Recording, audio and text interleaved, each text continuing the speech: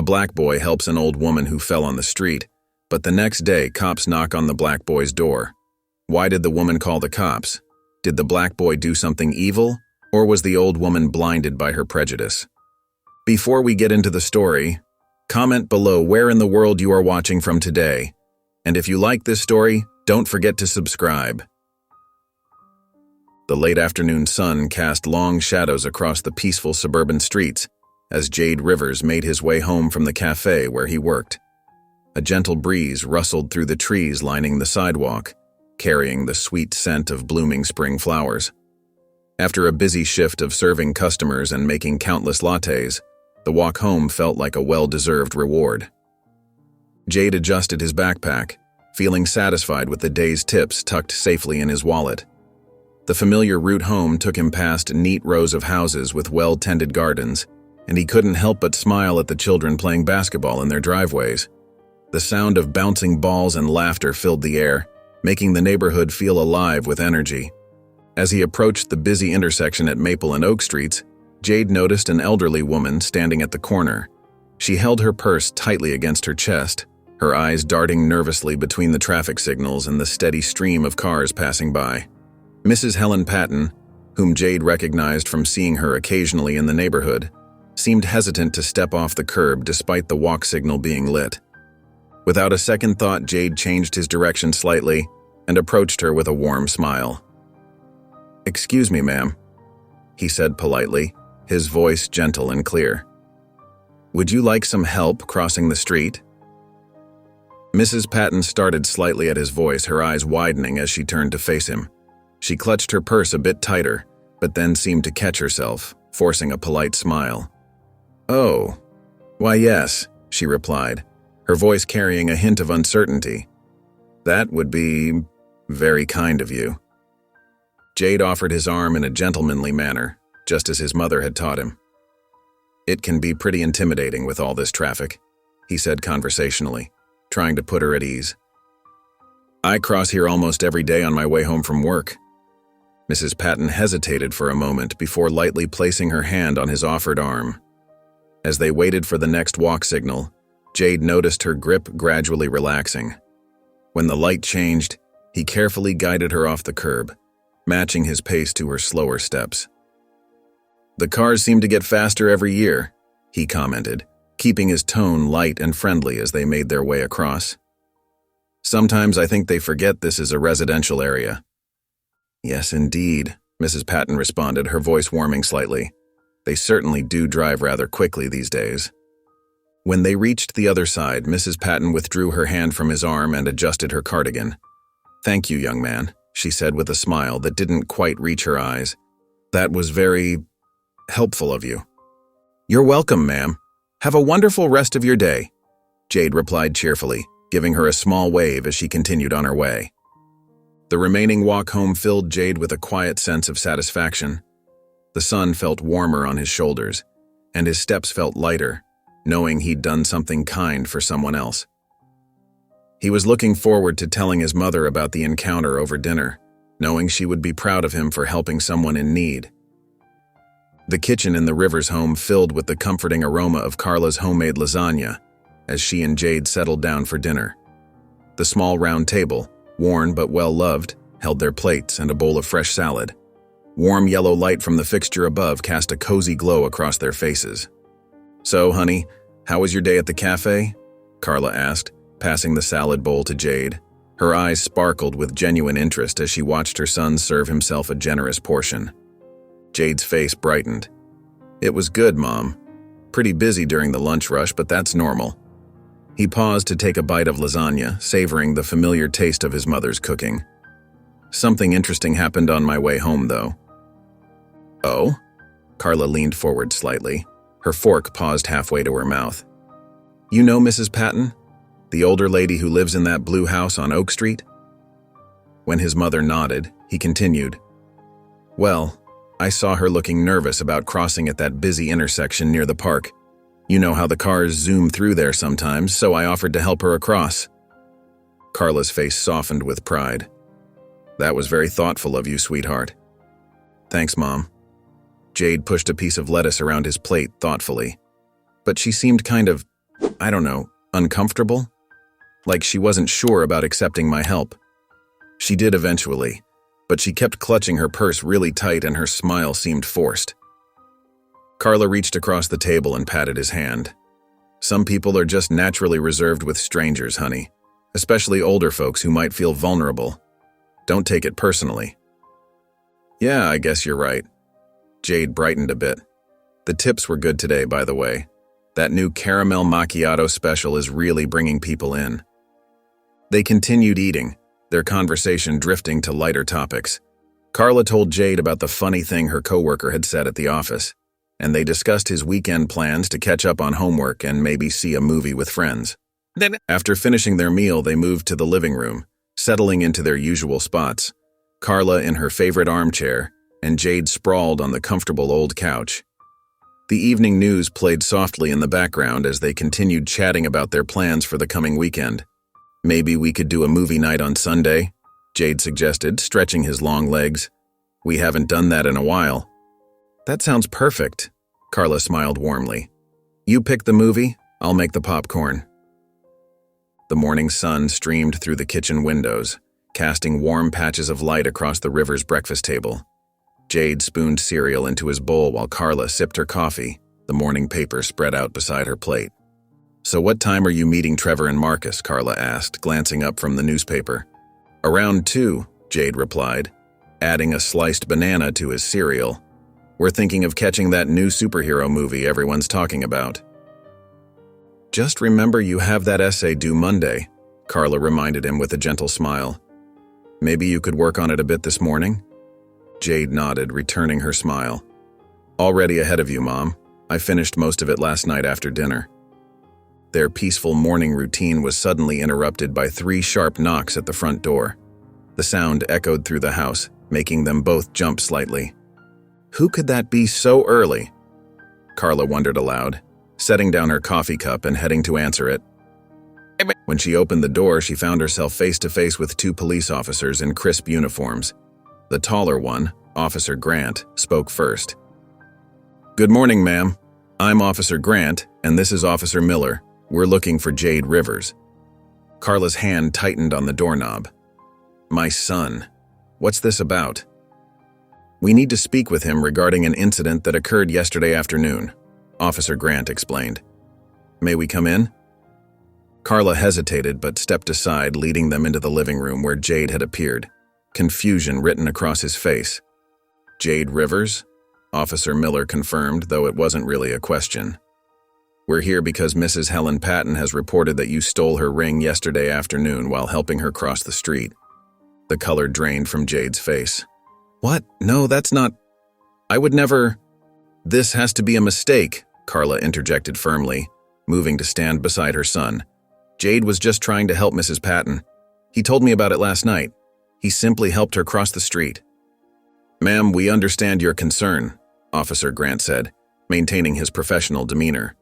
But Mrs. Patton has given a formal statement. She claims the ring went missing during their interaction and she's certain about what happened. This is ridiculous, Carla protested, her voice rising slightly. My son is not a thief. He works part-time, gets good grades, and has never been in any trouble. Jade stood there, still struggling to process the accusation. His hands trembled slightly as he spoke. I just wanted to help her. I didn't take anything, I swear. We need you to come down to the station with us for questioning, Officer Miller stated. It's standard procedure in these situations. You have the right to remain silent. Officer Grant's voice was steady as he read Jade his rights. The young man stood in the doorway, his hands trembling despite his effort to stay composed. The morning sun that had seemed so peaceful moments ago now felt harsh and exposing, casting long shadows across their small front porch. Please, you don't have to do this, Carla's voice cracked as she stepped between the officers and her son, her protective instincts taking over. He's a good boy. He would never steal anything. He helps people. He even volunteers at the community center every weekend. Ma'am, I understand this is difficult, Officer Miller said softly, his expression sympathetic but firm. But we have to follow protocol when there's a formal accusation. We're just doing our jobs. Officer Grant produced his handcuffs, the metal catching the sunlight with an almost blinding flash. "Turn around, please, Jade." Jade's eyes met his mother's, filled with fear but also resignation. His lower lip trembled slightly as he slowly turned, allowing Officer Grant to secure the handcuffs around his wrists. The cold metal against his skin made everything feel terrifyingly real, each click of the cuffs echoing in the quiet morning air. "Mom?" Jade's voice was barely above a whisper, trying to be brave for her sake. "It's going to be okay." Carla's eyes welled with tears as she watched her son being restrained, her hands clenching and unclenching helplessly at her sides. "This isn't right. You can't just take him like this. There has to be something else we can do. He's only 17. Next door, Mrs. Johnson stepped onto her porch, her morning coffee forgotten in her hand as she watched the scene unfold, shock evident on her face. Across the street, another neighbor pulled back their curtains to peer out, and whispers began to travel from house to house. "We'll take good care of him, ma'am," Officer Miller assured Carla as they began leading Jade toward the patrol car, his hand gentle but firm on Jade's elbow. "You can follow us to the station if you'd like. We'll need to ask him some questions." "I didn't do it, Mom," Jade called over his shoulder as they guided him down the front steps. His voice wavered but remained strong, carrying the weight of truth in every word. "I promise. I would never steal from anyone."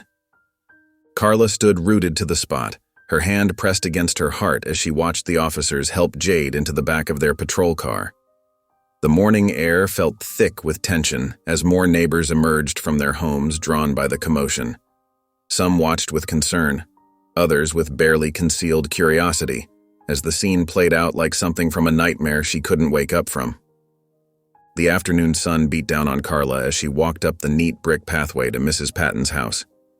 Her hands were shaking, but her steps were determined.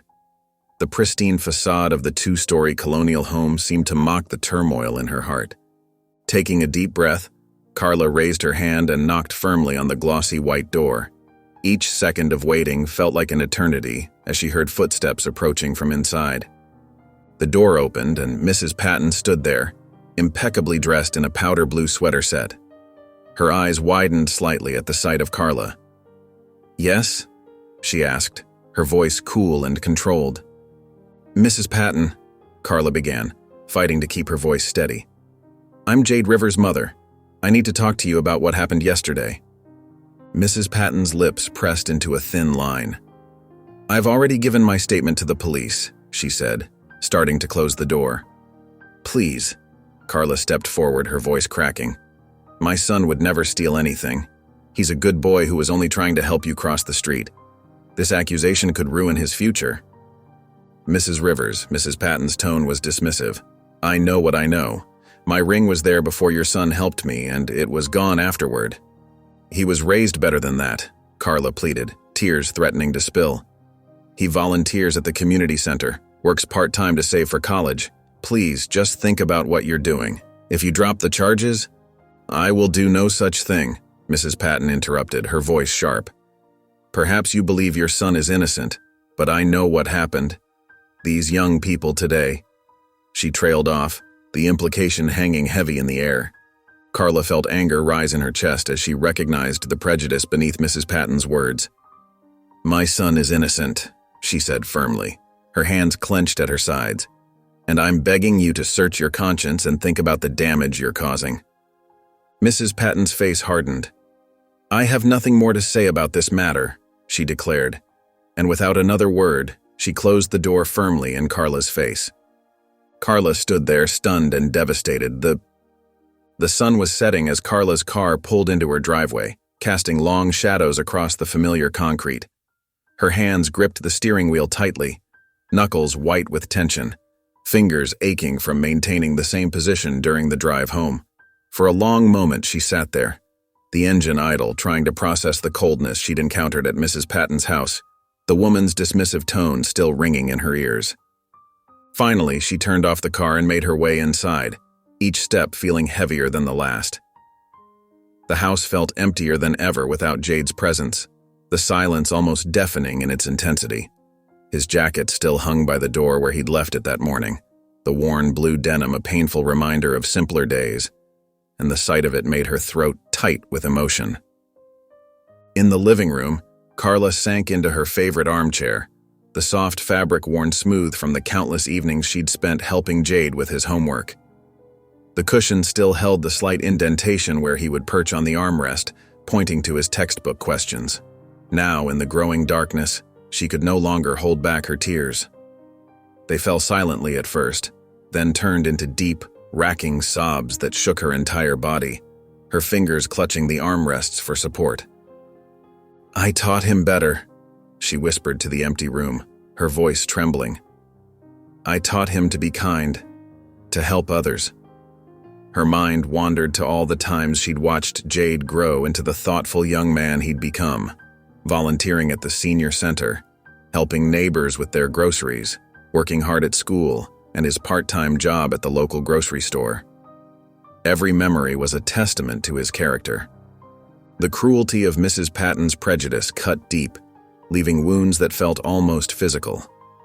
That woman had looked at her son and seen only what she wanted to see, dismissing all evidence of his character with a wave of her manicured hand. The realization made Carla's chest ache with a mixture of anger and sadness, emotions swirling together like storm clouds. But as she sat there watching the last rays of sunlight fade through the window, painting the walls in shades of amber and purple, something shifted inside her. The tears slowly subsided, replaced by a steely determination that started in her core and spread outward. She straightened her shoulders, wiping her eyes with the back of her hand, feeling strength return to her limbs. "Not my son," she said firmly to herself, her voice growing stronger with each word. "They won't do this to my son." Carla stood up and began pacing the living room, her footsteps steady and purposeful on the carpet as her mind worked through possibilities. She would need a lawyer, a good one, someone who would fight as hard as she would. She would gather character references from Jade's employers, his teachers, anyone who could speak to his integrity. The senior center director had always praised his dedication, and his teachers consistently commented on his helpful nature. If Mrs. Patton wouldn't listen to reason, then Carla would have to find another way to prove Jade's innocence. As exhaustion began to settle over her like a heavy blanket, Carla knew she needed rest. Tomorrow would bring new challenges, new battles to fight. But one thing was certain.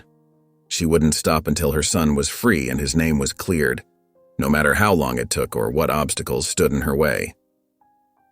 The morning sun filtered through Carla's bedroom curtains, casting a soft glow across her tired face, highlighting the dark circles under her eyes. She had barely slept, her mind racing with thoughts of Jade alone in a cell, imagining him trying to find comfort on the thin prison mattress. Despite her bone-deep exhaustion, a quiet determination burned within her as she sat up in bed, running her fingers through her disheveled hair, willing herself to face another challenging day. Over a cup of strong coffee at her kitchen table, the aroma filling her small kitchen with its familiar comfort, Carla methodically considered her options. The legal system moved slowly, grinding forward like rusted gears, and every moment Jade spent in custody felt like an eternity that clawed at her heart. She couldn't just sit and wait. She needed to act. After yesterday's confrontation with Mrs. Patton, where emotions had erupted like a volcano, Carla realized she had let her feelings get the better of her. Today would be different. Today, she would be strategic. "There has to be something I missed," she murmured, wrapping her hands around the warm coffee mug, drawing strength from its steady heat. Something that could prove Jade's innocence. Her voice echoed in the empty kitchen, where Jade's absence felt like a physical ache. After showering and dressing in a simple blue blouse and black pants, clothes chosen carefully to project professionalism, Carla stood before her hallway mirror. She practiced keeping her expression neutral, smoothing away the worry lines that had formed around her mouth, knowing that showing anger would only make things worse. This time, she would approach Mrs. Patton with a clear head and sharp eyes, ready to notice every detail that might help her son. The drive to Mrs. Patton's house felt different from yesterday, the familiar streets taking on new meaning. Instead of desperate anger clouding her vision, Carla felt focused, alert, like a detective piecing together a puzzle. She parked her car a few houses away, taking deep breaths to center herself, watching the morning light play across the manicured lawns. As she walked up the neat concrete path to Mrs. Patton's front door, she noticed details she had missed before in her anger. The perfectly maintained flower beds with their precise rows of blooming petunias, the polished brass door knocker that gleamed like new money, the thin lace curtains in the windows that suggested someone watching from within. Each step brought her closer to another confrontation, but this time she was prepared, armed with composure instead of rage. Her heart beat steadily as she reached the door, her hand rising to grasp the brass knocker, cool and solid beneath her fingers. The sound echoed through the house like a judge's gavel, and Carla heard movement inside. Footsteps approached, measured and unhurried, each one bringing her closer to answers she desperately needed. Carla squared her shoulders, keeping her expression composed, channeling all her love for Jade into quiet strength. Whatever happened next, she would face it with dignity and purpose, for Jade's sake. Her son's future depended on what she did in the next few moments, and she wouldn't let him down. The door swung open, revealing Mrs. Patton's stern face. Her eyes narrowed as she recognized Carla, lips pursing in obvious displeasure. "Mrs. Rivers," she said, her voice clipped and cold. "I thought I made myself clear yesterday." Carla took a deep breath, steadying herself. "Mrs. Patton, I apologize for disturbing you again, but I was hoping we could talk more about what happened." Her voice remained calm and measured, betraying none of the turmoil she felt inside. Mrs. Patton sighed dramatically, stepping onto the porch and closing the door behind her. "I don't see what good it will do. The facts are the facts." As Mrs. Patton spoke, gesturing with her hand, something caught Carla's eye. A flash of gold on the older woman's finger made her heart skip a beat. It was a ring, ornate and unmistakably familiar. Carla's mind raced as she realized it matched the description of the very ring Mrs. Patton had accused Jade of stealing. Fighting to keep her expression neutral, Carla nodded, forcing herself to maintain eye contact with Mrs. Patton. "I understand, but I was wondering if you might have remembered any other details about that day. Anything that could help clear up this misunderstanding." Mrs. Patton crossed her arms, the ring now clearly visible on her finger. "There's no misunderstanding, Mrs. Rivers. Your son took my ring, and that's that." Carla's heart pounded in her chest, but she kept her voice steady. "I see. And you're absolutely certain it was that exact ring?" She gestured vaguely towards Mrs. Patton's hand, careful not to draw too much attention to it. "Of course I'm certain," Mrs. Patton snapped. "It's a family heirloom. I would recognize it anywhere." Carla nodded, her mind whirling. She needed to leave before her emotions betrayed her. "I appreciate you taking the time to speak with me again, Mrs. Patton. I won't take up any more of your day." Mrs. Patton seemed surprised by Carla's sudden acquiescence. "Well, good. I hope you understand now that this matter is settled." "Yes, I believe I do understand now," Carla replied, her tone carefully neutral. "Thank you for your time." She turned and walked down the path, her steps measured and calm despite the storm of emotions inside her. As she reached the sidewalk, Carla allowed herself one backward glance. Mrs. Patton was still standing on the porch watching her go. The morning sun glinted off the ring on her finger, a silent accusation that filled Carla with a mixture of rage and hope. Carla got into her car, her hands shaking slightly as she gripped the steering wheel. She took a deep breath, steadying herself. The truth she had uncovered was both infuriating and liberating. Now she had something concrete to work with, evidence that could potentially clear Jade's name. Without hesitation, Carla started the car and pulled away from the curb. Her next stop would be the police station. This discovery could change everything, and she was determined to see justice done for her son. Carla burst through the police station doors, her heart racing with purpose. The cool air inside provided little comfort as she approached the front desk, her hands trembling slightly despite her determined expression. The fluorescent lights buzzed overhead as she steadied herself, her voice unwavering despite the storm of emotions churning inside her. "I need to speak with Officer Grant immediately," she said to the desk sergeant, gripping her purse strap tightly. "It's about my son Jade Rivers' case." After a few minutes of waiting that felt like hours, during which Carla paced the small lobby area, Officer Grant appeared. His face remained professionally neutral as he led her down a narrow hallway to a small interview room, the sound of their footsteps echoing against the bare walls. "Mrs. Rivers," he said, settling into his chair and adjusting his uniform sleeve. "What can I help you with?" Carla leaned forward, her eyes intense and filled with urgency. "I just came from Mrs. Patton's house, and I saw something you need to know about. The ring she claimed Jade stole? She's wearing it right now. I saw it with my own eyes." Officer Grant's eyebrows rose slightly, a crack in his otherwise composed demeanor. "Are you certain about this, Mrs. Rivers?" "Absolutely certain," Carla replied firmly, her fingers interlacing on the table before her. "It matches the description exactly. Gold band, ornate design, family heirloom. She was wearing it on her right hand while we talked on her porch. The sunlight caught it perfectly, there's no mistake." Officer Grant pulled out a notepad from his breast pocket, his pen hovering above it as he studied her face. "And you're sure this wasn't just a similar ring?" "No."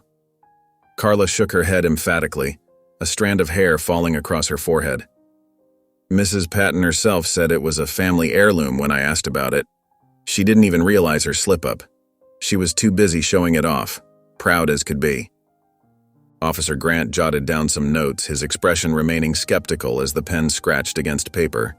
"Mrs. Rivers, I understand your concern, but we need more than just your word on this. There could be a reasonable explanation." "What other explanation could there be?" Carla's voice rose slightly, her frustration bleeding through her carefully maintained composure.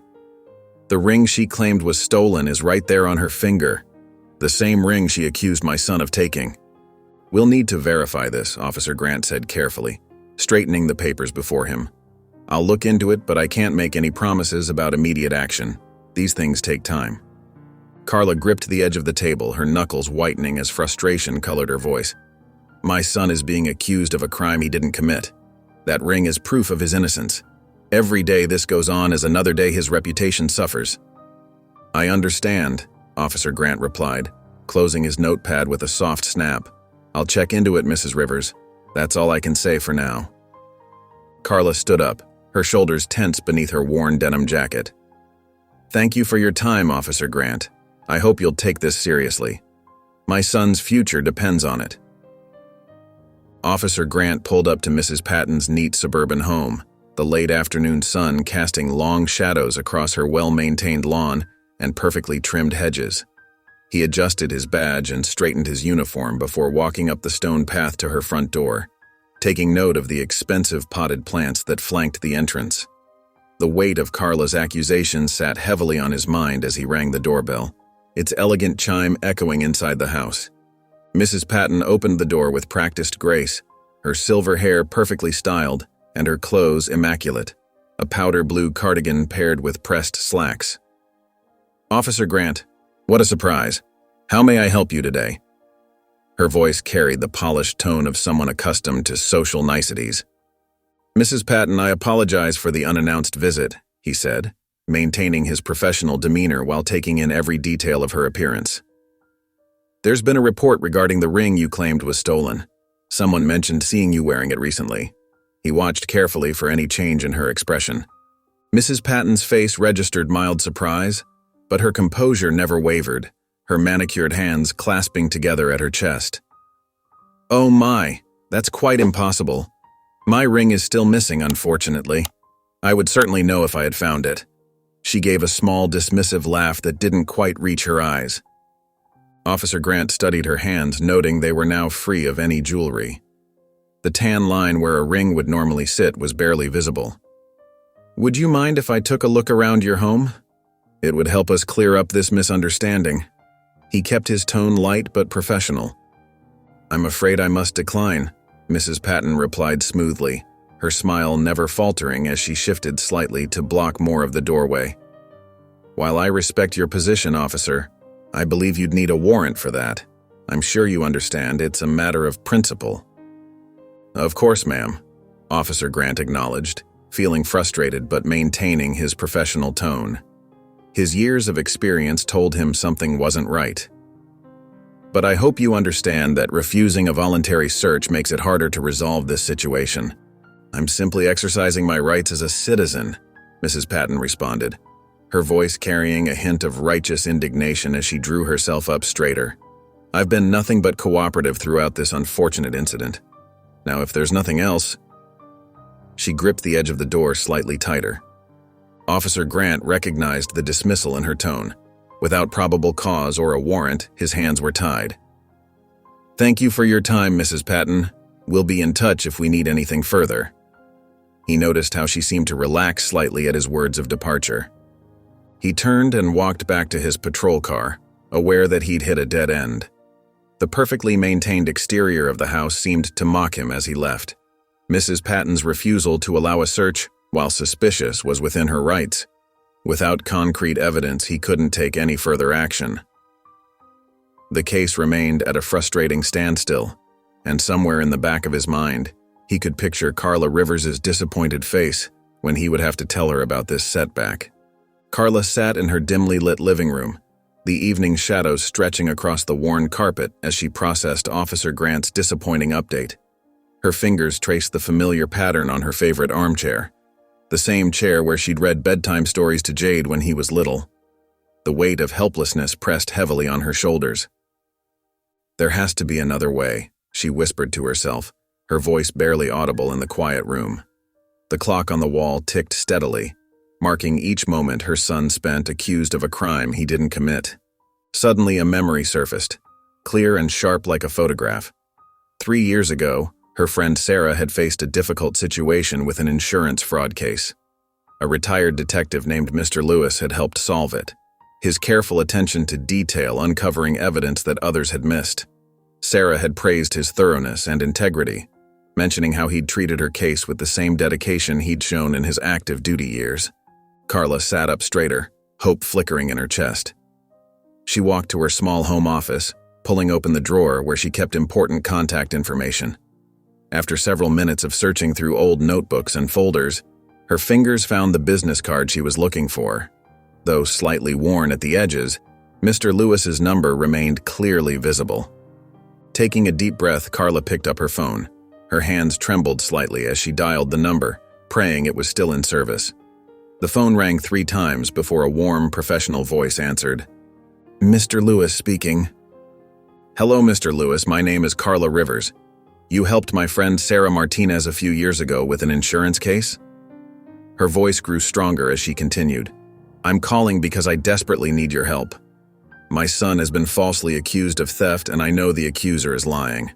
I saw her wearing the ring she claims he stole.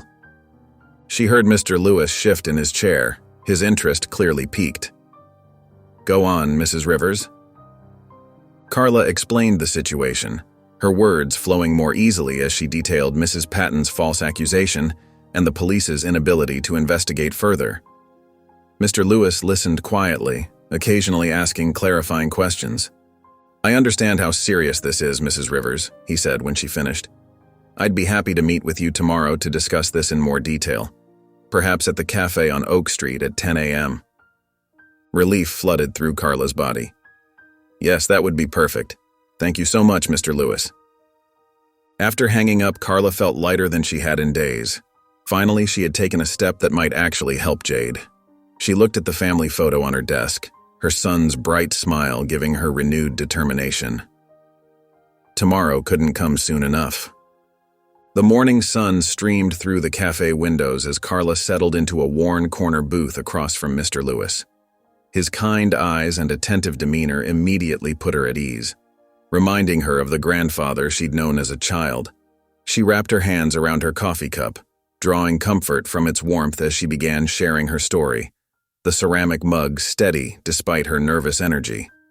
From the beginning, Mr. Lewis prompted gently, pulling out a small leather-bound notebook and his favorite ballpoint pen.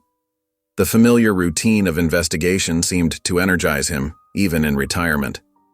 Carla described how Jade had helped Mrs. Patton across the street, his shocking arrest the next morning, and her devastating confrontation with Mrs. Patton.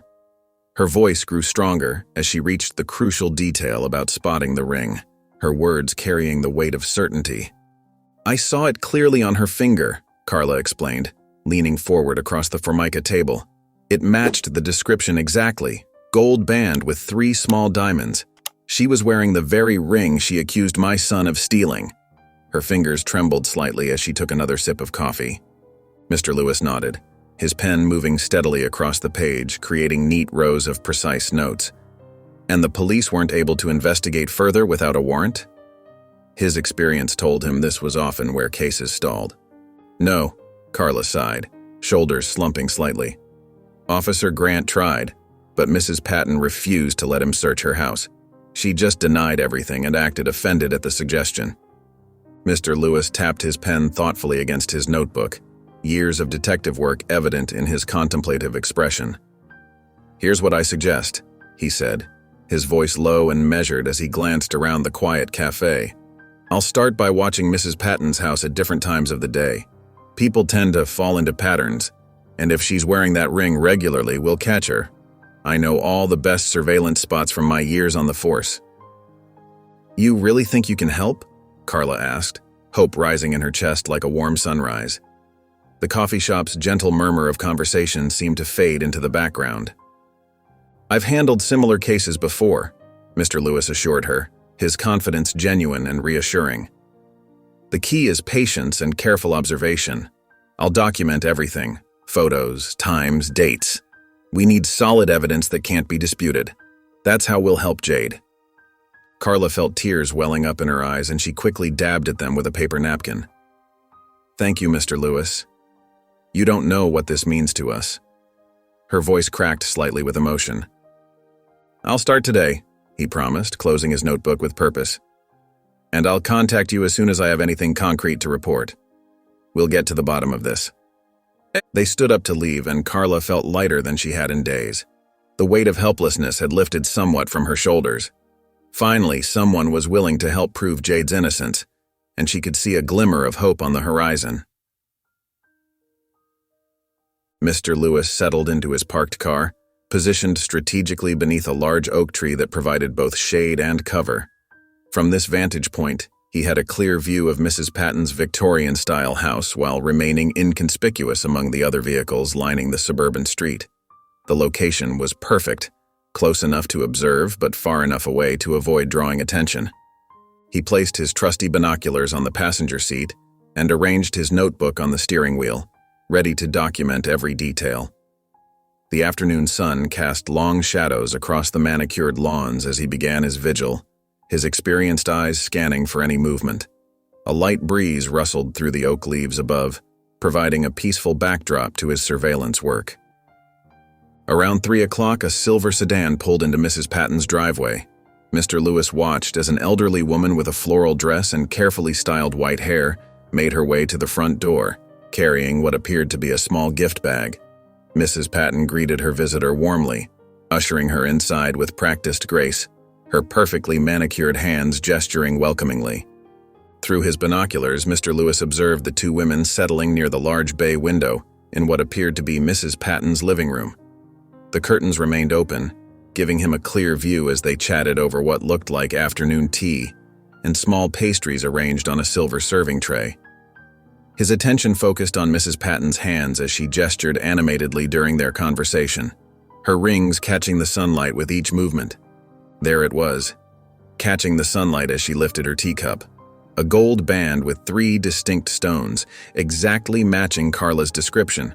The stones sparkled unmistakably, even from this distance. Mr. Lewis quickly jotted down the time and details in his notebook, his pen moving swiftly across the page. 3:47 p.m. Subject wearing gold ring with 3 stones, presumably diamonds, on right hand. Ring visible during interaction with visitor. Matches victim's mother's description precisely. Stones appear to be arranged in graduating sizes.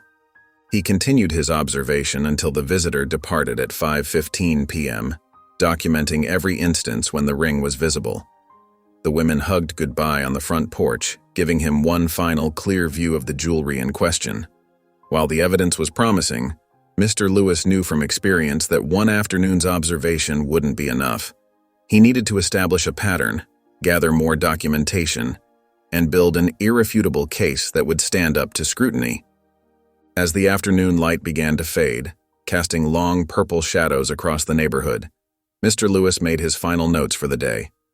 He would return tomorrow, ready to continue his patient surveillance. Years of detective work had taught him that thoroughness was crucial.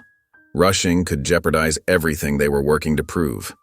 Besides, he thought, Carla and her son deserved nothing less than his absolute best effort. Mr. Lewis eased his car into the same spot beneath the oak tree, settling in for another day of surveillance. The morning sun filtered through the leaves, creating dappled patterns on his dashboard as he arranged his equipment, camera, notebook, and binoculars all within easy reach. He adjusted his seat slightly, making sure he had a clear view of Mrs. Patton's house while remaining inconspicuous to any passers-by. Around 11:30, movement caught his attention. Mrs. Patton emerged from her front door, wearing a pale blue dress and carrying a pitcher of what appeared to be lemonade. She set it on the small white table adorning her front porch, then disappeared back inside, returning moments later with glasses and a plate of homemade cookies that sent a sweet aroma wafting through the air. Within minutes, a woman around Mrs. Patton's age, dressed in a floral sundress, walked up the concrete path to join her. The two settled into the white wicker chairs on the porch, their animated conversation carrying faintly across the quiet street. Mr. Lewis raised his camera, equipped with a telephoto lens, and waited patiently, his steady hands ready to capture any crucial evidence. His persistence paid off when Mrs. Patton gestured enthusiastically, her right hand extended. The sunlight caught the 3 stones of the ring, creating a distinctive sparkle that was impossible to miss. Mr. Lewis captured several clear photos in quick succession, making sure to get different angles as Mrs. Patton continued her animated conversation, completely unaware of being observed. "Subject wearing identical ring again today," he wrote in his notebook, noting the time and date with practiced precision. Multiple clear photographs obtained showing stones and setting. Ring clearly visible on right hand during social interaction. Subject appears completely at ease displaying item in question. He continued documenting the scene, his experienced eyes never missing a detail. Mrs. Patton seemed completely at ease, laughing and chatting with her friend, obviously feeling secure in her deception. The irony wasn't lost on Mr. Lewis. Here she was wearing the very ring she'd claimed was stolen, going about her daily life while an innocent young man faced serious charges that could derail his entire future. After capturing several more photographs and making detailed notes about the encounter, Mr. Lewis reviewed his evidence with careful consideration. The pictures were clear and unmistakable, showing the ring from various angles in the bright morning light. Combined with his meticulous notes and observations from both days, he felt confident they were building a strong case to support Carla's claims about Mrs. Patton's false accusation. His years of detective work had taught him the value of patience and thoroughness, and this case was proving to be a textbook example of how careful observation could reveal the truth. The small cafe buzzed with quiet conversation and the gentle clink of coffee cups as Carla slid into the worn leather booth across from Mr. Lewis. Her hands trembled slightly as she clasped them together on the scratched wooden table, her eyes searching his weathered face for any hint of good news. The aroma of fresh coffee and baked pastries wafted through the air, but she was too anxious to think about ordering. "I have something to show you," Mr. Lewis said, his voice steady and reassuring as always. He pulled out a well-worn manila envelope and carefully spread several crisp photographs across the table, arranging them in a neat row. Carla's breath caught in her throat as she leaned forward to examine the images, her heart pounding. There, clear as day, was Mrs. Patton sitting on her pristine front porch, the supposedly stolen ring gleaming prominently on her finger. Another photo showed her gesturing animatedly to a friend during what appeared to be an afternoon chat, the 3 distinctive stones catching the sunlight in an unmistakable sparkle. "I observed her for 2 days," Mr. Lewis explained, opening his well-organized notebook with practiced precision. "She wore the ring consistently, showing no signs of concern about displaying it openly. In fact, she seemed quite proud of it. Here are my detailed notes about her activities and when the ring was visible." Tears welled up in Carla's eyes as she studied the evidence, her fingers ghosting over the glossy surface of the photos. "I knew it," she whispered, her voice thick with emotion and vindication. I knew she was lying about Jade. My boy would never steal anything. Mr. Lewis nodded sympathetically, his eyes kind behind his wire-rimmed glasses. While this is compelling evidence, I believe we need one final piece to make our case ironclad. I plan to follow Mrs. Patton when she runs her regular errands. If she takes the ring to a jeweler for cleaning or maintenance, which most people do with valuable pieces, we can establish its presence in her possession beyond any doubt. Do you think that will be enough to clear Jade? Carla asked, hope and frustration mixing in her voice as she wrung her hands nervously. With the photos, my written observations, and proof that she's treating the ring as her own property, it will be difficult for her to maintain her accusation, Mr. Lewis replied confidently. I'll continue tracking her movements and report back as soon as I find anything substantial. We're very close now. Carla gathered the photos together carefully, treating them like precious artifacts that could finally free her son from this nightmare.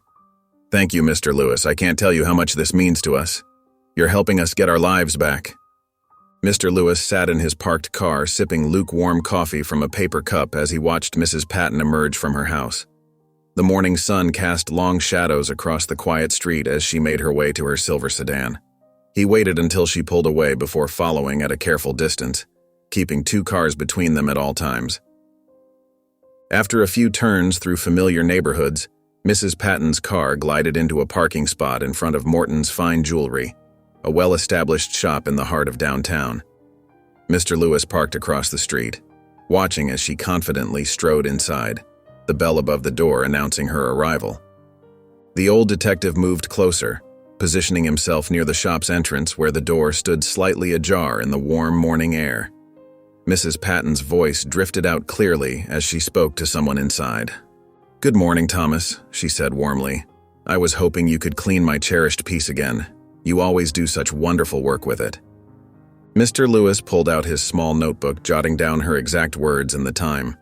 Through the window, he could see Mrs. Patton removing the ring, the same ring she had accused Jade of stealing, and handling it over to the jeweler with practiced familiarity. "Of course, Mrs. Patton," the jeweler replied. "Your 3-stone ring is quite beautiful. I always enjoy working on it." After Mrs. Patton left, Mr. Lewis entered the shop, the bell chiming softly above him. The jeweler looked up from his work, offering a professional smile. "How can I help you today, sir?" Mr. Lewis pulled out his retired detective credentials. "I'm investigating a case involving that ring Mrs. Patton just brought in. Would you mind telling me how long she's been bringing it to you?" The jeweler adjusted his glasses, recognition dawning on his face. "Oh, Mrs. Patton, she's been a regular customer for years. Always brings in that same ring every few months for cleaning. Is everything all right?" This was exactly what Mr. Lewis needed to hear. He made careful notes as the jeweler confirmed Mrs. Patton's long-term ownership of the ring, detailing dates and specific services provided. Each word further exposed her deception and strengthened their case. With his notebook full of damning evidence, Mr. Lewis thanked the jeweler and headed for his car, ready to take this information to Officer Grant. The morning's work had provided exactly what they needed, proof that Mrs. Patton had been lying all along. Mr. Lewis walked into the police station with a well-worn brown leather briefcase filled with evidence. His measured footsteps echoed through the stark hallway as he approached Officer Grant's desk, where the officer sat hunched over, reviewing a stack of paperwork in the fluorescent light. "Officer Grant," Mr. Lewis said, his voice steady and professional, carrying the weight of his years as a detective. "I have some important information regarding the Rivers case." Officer Grant looked up, recognition crossing his weathered face. "Mr. Lewis, please have a seat. I was just wrapping up some reports." Mr. Lewis settled into the chair with practiced ease and opened his briefcase, pulling out a carefully organized manila folder. "I've been conducting surveillance on Mrs. Patton," he began, methodically laying out several clear, high-quality photographs on the cluttered desk. "These show her wearing the ring she claimed was stolen, on multiple occasions, in various public places." Officer Grant leaned forward, his coffee forgotten as he examined the photos with growing interest. Each crisp image clearly showed Mrs. Patton wearing the distinctive 3-stone ring, its diamonds catching the light in unmistakable patterns. The dates and times were meticulously noted on the back of each photograph in Mr. Lewis's precise handwriting. "This morning," Mr. Lewis continued, his tone measured and confident, "I followed Mrs. Patton to Morton's Fine Jewelry on Main Street. She brought the ring in for cleaning, referring to it as her cherished piece. The jeweler, a Mr. Richardson, confirmed she's been a regular customer for years, bringing in this same ring for maintenance every few months without fail." He handed over his well-worn notebook where he documented the jeweler's statement in meticulous detail. Officer Grant's expression shifted as he read through the extensive notes, his earlier skepticism giving way to visible concern and professional interest. "The jeweler provided specific dates?" Officer Grant asked, flipping through the pages of detailed observations and timestamps. "Yes, and he's willing to make a formal statement," Mr. Lewis replied, adjusting his tie. "Mrs. Patton has been bringing that ring in regularly for years like clockwork. There's no question about its ownership. The maintenance records are quite clear." Officer Grant sat back in his squeaking chair, rubbing his chin thoughtfully as he reviewed the substantial evidence spread across his desk. "This is thorough work, Mr. Lewis. Very thorough. Just what I'd expect from someone with your background. I believe it's enough to warrant another conversation with Mrs. Patton," Mr. Lewis suggested carefully, his years of experience evident in his measured tone. Officer Grant nodded, gathering the evidence into a neat pile with practiced movements. "I agree completely. I'll need to question her again about these inconsistencies. They're too significant to ignore. Thank you for bringing this to my attention." Carla sat next to Mr. Lewis in the police station's waiting area, her fingers nervously smoothing the fabric of her skirt. The familiar scent of coffee and paper filled the air as they waited for Officer Grant to call them in. Fluorescent lights hummed overhead, casting harsh shadows across the institutional beige walls. Mr. Lewis placed his weathered briefcase on his lap, going through the evidence one more time with practiced precision, each document sliding beneath his careful fingers. "Everything's in order," he assured her quietly, his calm demeanor helping to steady her nerves. "The photos and the jeweler's statement make a compelling case. We've done our homework thoroughly." Officer Grant's door opened with a soft creak, and he gestured for them to enter. "Mrs. Rivers, Mr. Lewis, please come in." His tone was markedly different from their previous encounters, warmer, more respectful. The change in his demeanor gave Carla a flutter of hope in her chest. They settled into the chairs across from his desk, where the evidence lay spread out in neat piles. The morning sunlight streaming through the blinds highlighted dust motes dancing in the air. Officer Grant cleared his throat, folding his hands on the desk. "First, I want to thank you both for your patience and dedication in pursuing this matter. The evidence Mr. Lewis has provided is quite compelling. I've rarely seen such a well-documented case." Carla felt tears welling up in her eyes as Officer Grant continued, his expression softening with genuine remorse. "Mrs. Rivers, I owe you an apology. I should have taken your concerns more seriously from the beginning. We sometimes get caught up in procedure and forget to look deeper. Every parent deserves to be heard." "Thank you," Carla whispered, her voice thick with emotion. Mr. Lewis placed a supportive hand on her shoulder, his touch steady and reassuring. "I'll be conducting a formal interview with Mrs. Patton," Officer Grant explained, straightening the papers on his desk with methodical precision. "Given the evidence we now have, particularly the jeweler's statement and these photographs, we need to get her official response to these inconsistencies. The timeline simply doesn't add up." He paused, making eye contact with Carla, his gaze direct and sincere. "I want you to know that we're taking this very seriously now. The evidence strongly suggests that your son was wrongfully accused, and we'll be working to correct that.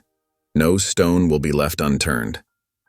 Carla nodded, relief washing over her like a warm wave. Officer Grant's transformation from skeptic to ally felt like a victory in itself. The weight that had been pressing on her chest for weeks began to lift. She glanced at Mr. Lewis, who gave her an encouraging smile, his eyes crinkling at the corners with quiet satisfaction. "If you could both wait here," Officer Grant said, standing up and adjusting his uniform. "I need to make arrangements for Mrs. Patton's formal questioning. We'll proceed carefully to ensure everything is properly documented.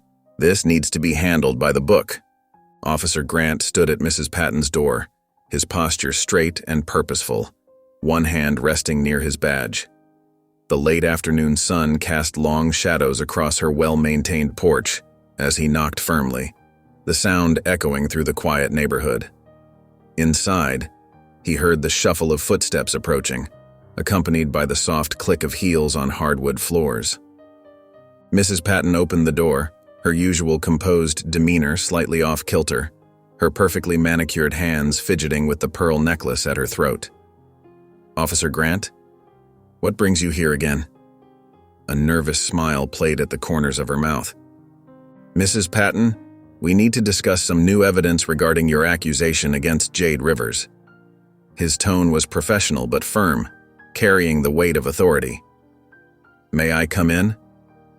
She hesitated before stepping aside, her movements stiff and uncertain as she led him to her formal living room. The space was immaculate, with carefully arranged furniture and family photos lining the walls. Officer Grant took out the folder containing the photographs and documentation, laying them methodically on her polished coffee table. "These photos show you wearing the ring you claimed was stolen." He spread the images across the table, each one clearly depicting the distinctive piece of jewelry. "We also have a statement from your jeweler confirming that you've brought this same ring in for regular cleaning and maintenance over the past several years." Mrs. Patton's hands trembled slightly as she adjusted her collar, her perfectly styled hair catching the light from the nearby window. "That must be a different ring," she said, her voice lacking its usual confidence, barely rising above a whisper. "The jeweler specifically identified it as the piece you've owned for years." Officer Grant leaned forward, his eyes fixed on her face, watching for any telltale signs of deception. "Mrs. Patton, the evidence clearly shows that this ring was never stolen." "You don't understand," she stammered, shifting uncomfortably in her seat, her fingers twisting the fabric of her expensive skirt. "There must be some mistake. The only mistake here is the false accusation against an innocent young man." Officer Grant's voice hardened, echoing his growing frustration with the situation. "We have multiple instances of you wearing this ring after reporting it stolen. How do you explain that?" Mrs. Patton's composure cracked further, like fine china developing hairline fractures. She reached for her water glass with shaking hands, nearly spilling it on her pristine carpet. I might have been confused about which ring was missing." Her words came out hollow and unconvincing. "Mrs. Patton, making false statements to the police is a serious offense." Officer Grant gathered the photos, his movements deliberate and measured, each motion emphasizing the gravity of the situation. "You need to understand the gravity of what you've done. This young man's reputation and future are at stake. Your actions have real consequences." Color drained from Mrs. Patton's face as the reality of her situation became clear, leaving her complexion ashen. She opened her mouth to speak, but no words came out, only a small, choked sound of distress. "I'm leaving now," Officer Grant stated firmly, standing up and straightening his uniform. "But this investigation isn't over. I strongly suggest you consider telling the truth before this goes any further. The truth has a way of coming out one way or another." The morning sun cast harsh shadows across Mrs. Patton's face as she opened her door to find Officer Grant standing there once again. Dark circles under her eyes betrayed a sleepless night, and her usually pristine appearance showed signs of neglect. Her perfectly styled hair was disheveled, and her designer blouse was wrinkled and buttoned incorrectly. Her hand trembled slightly as she gestured for him to enter, nearly knocking over a vase in the process. "Mrs. Patton," Officer Grant began, his voice steady and professional, maintaining the composure he'd developed over years of service. "I'm giving you one last opportunity to tell me the truth about what happened with Jade Rivers." They sat in her living room, the tension palpable in the air between them. The tick of an antique grandfather clock seemed unnaturally loud in the silence. Mrs. Patton perched on the edge of her armchair, fingers fidgeting with a tissue that was already shredded into tiny pieces. Officer Grant remained standing, his presence commanding attention, one hand resting deliberately on his belt. "The evidence against you is substantial," he continued, pulling out a small folder from under his arm. "Lying to the police is a serious offense. If you have anything to say, now is the time." Mrs. Patton's carefully constructed facade began to crumble like a sandcastle in the rain. Her shoulders sagged, and tears welled up in her eyes, smearing her expensive mascara. She started, her voice barely above a whisper, cracking with emotion. "I made it up. The ring was never stolen." Officer Grant remained silent, allowing her to continue, his experienced eyes watching every micro-expression that crossed her face. I assumed no one would question my word against his." The words tumbled out now, mixed with quiet sobs that shook her entire frame. "I thought because of who I am in this community, and because he's... She couldn't finish the sentence, shame coloring her face a deep crimson. "Because he's black?" Officer Grant supplied firmly, his jaw tightening visibly. Mrs. Patton nodded weakly, shrinking further into her chair. "I convinced myself he wouldn't have the means to defend himself, that people would just believe me." She dabbed at her eyes with the crumpled tissue, leaving dark smudges on her cheeks. "I never thought anyone would investigate so thoroughly." "You deliberately accused an innocent young man, Mrs. Patton," Officer Grant stated, his tone sharp with disapproval, each word landing like a hammer blow. "You were counting on prejudice to protect you and harm him." "Yes," she whispered, finally meeting his eyes, her own filled with a mixture of shame and dawning horror at her actions. "I was wrong. So terribly wrong." Officer Grant straightened his uniform and pulled out his notepad, the leather cover creaking in the tense silence. "I need you to make a formal statement admitting to filing a false police report. You will be facing charges for your actions, Mrs. Patton. The law doesn't distinguish between social status when it comes to justice." Officer Grant sat at his desk, meticulously reviewing the case file. His fingers traced the documents, double-checking every detail of Mrs. Patton's confession. The evidence was clear. A false police report, motivated by racial prejudice, had been filed against Jade Rivers. He carefully annotated each page, ensuring the documentation would withstand any potential legal scrutiny. The fluorescent lights hummed overhead as he worked, casting a steady glow on the mountain of paperwork before him. The paperwork was precise and methodical. Charges of filing a false police report and obstruction of justice would be formally filed against Mrs. Patton. Each page was stamped, signed, and placed carefully in the case folder. His years of experience had taught him the importance of thorough documentation, especially in cases involving false accusations. When Carla and Mr. Lewis were called into his office, Officer Grant's demeanor was professional but compassionate. He invited them to sit, his hands folded on the desk. The morning sunlight filtered through the blinds, creating thin stripes across the worn carpet. "Mrs. Rivers, Mr. Lewis," he began, clearing his throat gently. "I want to inform you that Mrs. Patton has fully confessed to fabricating the entire story about the stolen ring." Carla leaned forward, her hands gripping the edge of her chair so tightly her knuckles whitened. Mr. Lewis sat beside her, a supportive presence, his experienced eyes watching the officer intently. Officer Grant explained the details carefully, his voice steady and reassuring. Mrs. Patton admitted she falsely accused Jade, believing he wouldn't have the resources to defend himself. She specifically targeted him based on prejudice. Her confession was complete and detailed. Tears welled in Carla's eyes, but they were tears of relief. Her voice trembled as she spoke, barely above a whisper. "So Jade's charges will be dropped?" "Immediately," Officer Grant confirmed, pushing a box of tissues toward her. "All charges against Jade are being dismissed.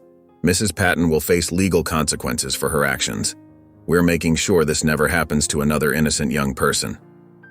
Mr. Lewis placed a gentle hand on Carla's shoulder, his eyes reflecting pride in their shared determination. His slight nod acknowledged the victory they had achieved together. Carla's relief was palpable. She looked at Officer Grant, her gratitude evident in her tearful expression. The weight of the past weeks seemed to lift from her shoulders in that moment, replaced by the warmth of vindication and justice served. The afternoon sun cast long shadows across the detention center's parking lot as Carla stood near the entrance, her heart racing with anticipation. She kept her eyes fixed on the heavy metal doors, watching for any movement. Her fingers fidgeted with her purse strap, a nervous habit she'd developed over the past difficult weeks, each day feeling like a lifetime. Every few minutes, she checked her phone, confirming the time. Officer Grant had assured her Jade would be released this afternoon, but waiting even these final moments felt like an eternity.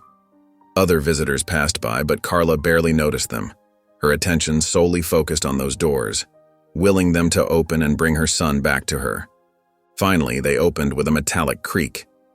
Jade emerged, squinting slightly in the bright sunlight. He looked thinner than when she'd last seen him, and fatigue lined his young face, but his eyes lit up the moment he spotted his mother. "Mom!" he called out, his pace quickening as he crossed the short distance between them. Carla rushed forward, wrapping her arms around her son in a tight embrace. Tears streamed down her face as she held him, feeling his familiar warmth and presence that she'd missed so desperately. "I never lost faith," she whispered, her voice thick with emotion. "Not for a single moment." They stood there for several moments, neither wanting to let go.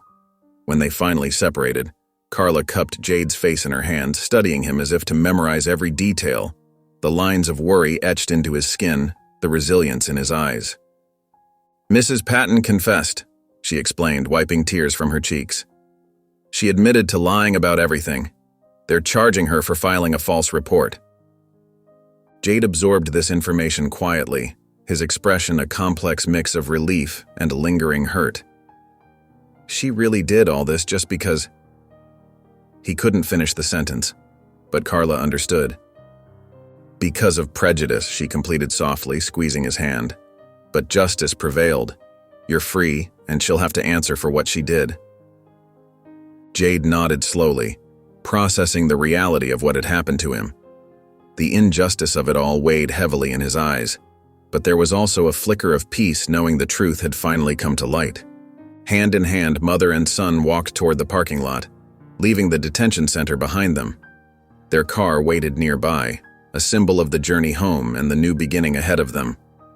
They knew the road to healing wouldn't be easy, but together, they were ready to face whatever came next, their bond stronger than ever. A few days later, Jade and Carla were on a walk through town, enjoying the crisp autumn air and the familiar sights of their neighborhood. They strolled leisurely, their steps light and their conversation filled with a newfound sense of peace. As they turned a corner, Jade's gaze fell upon a familiar figure walking in the opposite direction. It was Mrs. Patton, her usual poised demeanor now replaced by a visible unease. She kept her eyes downcast, avoiding any eye contact with Jade and Carla. Jade felt a twinge of emotion, a complex mix of relief and lingering frustration. He knew that Mrs. Patton was now facing the consequences of her actions, with charges filed against her for the false police report. The knowledge of her impending legal troubles should have brought him a sense of justice, but there was also a part of him that wished he could confront her directly, to demand an explanation or even an apology. Beside him, Carla remained a steadfast presence, her hand gently squeezing his arm. She could sense the turmoil within her son, the lingering scars of the ordeal they had endured. But she also recognized the growth and resilience that had emerged from the experience. Mrs. Patton hesitated, her steps slowing as if she wanted to speak, but ultimately, she remained silent. The weight of her actions seemed to have taken a toll, and she appeared visibly shaken, unable to muster the courage to face the two individuals she had so wrongfully accused. Jade observed her, his expression neutral. He knew that Mrs. Patton would have to grapple with the consequences of her prejudice and deceit, and he no longer felt the need to confront her directly. The truth had been uncovered and his name had been cleared. That was all that mattered. Carla placed a reassuring hand on Jade's back, silently communicating her pride in the way he was handling the situation. She had witnessed his transformation, the way he had emerged from this ordeal with a newfound sense of strength and maturity. Without a word, Jade and Carla continued their walk, leaving Mrs. Patton behind. They knew that the path ahead would not be without its challenges, but they were ready to face the future, their bond stronger than ever. As they strolled, Jade felt a weight lift from his shoulders. The burden of the false accusation had been lifted, and he could finally look towards the horizon with hope and optimism. Carla, sensing his shift in mood, smiled warmly, grateful that her son had found the resilience to move forward. They passed by familiar storefronts and waved to neighbors, their steps lighter and their conversation more carefree. Jade knew that the scars of the ordeal would never fully heal, but in this moment, he felt a sense of closure, a realization that he had emerged from this experience stronger and wiser. Carla squeezed his hand and Jade returned the gesture, silently acknowledging the unbreakable bond they shared. Together, they would continue to navigate the path ahead, their love and support for one another serving as a guiding light. In the days following Jade's release, life began to settle back into a familiar rhythm for the Rivers family. Their neighbors, who had witnessed the entire ordeal unfold, showed their support in small but meaningful ways. Mrs. Johnson from next door brought over her famous apple pie, still warm from the oven and fragrant with cinnamon, while Mr. Rodriguez from across the street offered to help Jade with job references if he needed them. The community's gestures, though simple, helped heal wounds that were still fresh. One quiet evening, as Carla and Jade sat in their living room after dinner, the gentle hum of crickets filtering through the open window created a peaceful atmosphere for reflection. A soft breeze carried the sweet scent of blooming jasmine from their small garden. Jade sat cross-legged on the couch, his hands wrapped around a mug of hot chocolate, while Carla settled into her favorite armchair, its worn fabric comfortable and familiar. "You know, Mom," Jade began, his voice soft but steady, "I've been thinking about everything that happened. It hurt, being accused like that, but somehow I feel stronger now. Like I understand myself better." Carla nodded, her eyes filled with understanding and pride. The lamp beside her cast a warm glow across her face. "You showed incredible strength, Jade, not just in maintaining your innocence, but in how you carried yourself through it all. You never lost your dignity." "There were moments when I wanted to be angry, to lash out," Jade admitted, staring into his mug, watching the marshmallows slowly dissolve. "But I remembered what you always taught me about kindness being a choice, even when it's hard, especially when it's hard. That's what makes me most proud," Carla replied, leaning forward in her chair, her eyes bright with emotion. "You didn't let this experience change who you are at heart. You're still the same compassionate person who stopped to help Mrs. Patton cross the street that day, and that means everything." Jade was quiet for a moment, processing his mother's words. His fingers traced the rim of his mug thoughtfully. "I think I understand now why you always say that kindness is a strength, not a weakness. Even though helping Mrs. Patton led to all this trouble, I don't regret stopping to help her. It's who I am, and I won't change that for anyone." "And that's exactly what makes you special, honey," Carla smiled, reaching out to squeeze his hand. The touch conveyed years of love and understanding between them. "You didn't let someone else's prejudice dim your light. You kept shining through it all."